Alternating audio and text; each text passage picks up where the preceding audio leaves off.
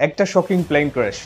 Air ইন্ডিয়ার flight number AI-171 ভারতের আহমেদাবাদ থেকে লন্ডনের উদ্দেশ্যে টেক অফ করে, যেখানে 240 জনেরও বেশি প্যাসেঞ্জার্স এবং বিমানের ক্রু মেম্বাররা উপস্থিত ছিলেন।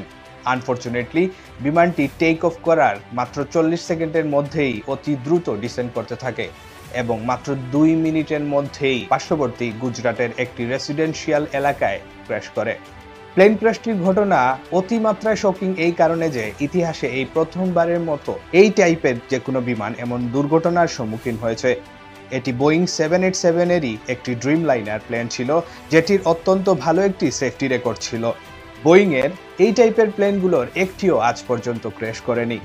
ড্রিমলাইনারের প্রথম ফ্লাইট আজ থেকে 16 বছর আগে প্রথম উড়াল দিয়েছিল, যে সময় থেকে আজ অবধি ড্রিমলাইনারের এই ক্যাটাগরির প্লেনে এমন দুর্ঘটনা ঘটতে দেখা যায়নি।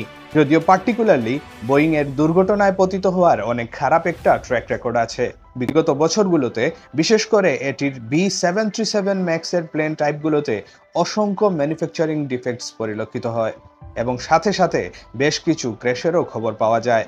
কিন্তু এয়ার ইন্ডিয়ার যে প্লেনটি গুজরাটে ক্র্যাশ করে সেটি ছিল ড্রিমলাইনারে সংযোজিত অত্যাধুনিক একটি এয়ারক্রাফট, যার স্পেসিফিক কোড নাম্বার ছিল VTANB, যা ইন্টারনেটে সার্চ দিলে সহজেই এর ডাটা রেকর্ডস পাওয়া যাবে, যেটি মাত্র 11 বছর পুরনো একটি প্লেন ছিল। অথচ একটি ড্রিমলাইনারের স্বাভাবিক লাইফ স্প্যান 20 থেকে 30 বছরের হয়ে থাকে। সুমিত সাবারওয়াল নামের যে পাইলট, যিনি প্লেনটিকে উড়াচ্ছিলেন, যার নিজেরই 8200 ঘন্টার ফ্লাইং এর একটি ভালো ট্র্যাক রেকর্ড ছিল, তার সাথে যে কো পাইলট ছিলেন তারও ফ্লাইং এর এক্সপেরিয়েন্স ছিল প্রায় 1100 ঘন্টা। সব মিলিয়ে এই ফ্লাইটে ফ্লাইং এক্সপেরিয়েন্সেরও কোনো ঘাটতি পরিলক্ষিত হয়নি। পরের প্রশ্ন হিসেবে আপনার মনে আসতে পারে যে গুজরাটের আবহাওয়া তখন অনুকূলে ছিল কিনা। সেটির উত্তর হচ্ছে হ্যাঁ, গুজরাটের আহমেদাবাদ এয়ারপোর্টের আবহাওয়ার অবস্থা তখন অনেকটাই ভালো ছিল।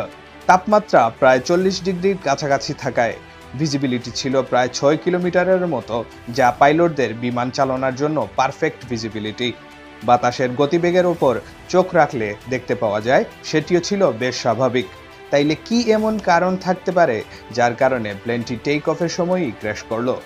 সবকিছুর উত্তর হয়তো মিলবে যখন প্লেনটির ব্ল্যাক বক্স উদ্ধার করে সর্বশেষ তথ্য উপাত্ত সংগ্রহ করা হবে। তবে আপাতত এই প্রশ্নগুলোর দায় যাচ্ছে অন্তত দুটি কোম্পানির কাঁধে। একটি হচ্ছে এয়ার ইন্ডিয়া এবং অন্যটি হচ্ছে বোয়িং।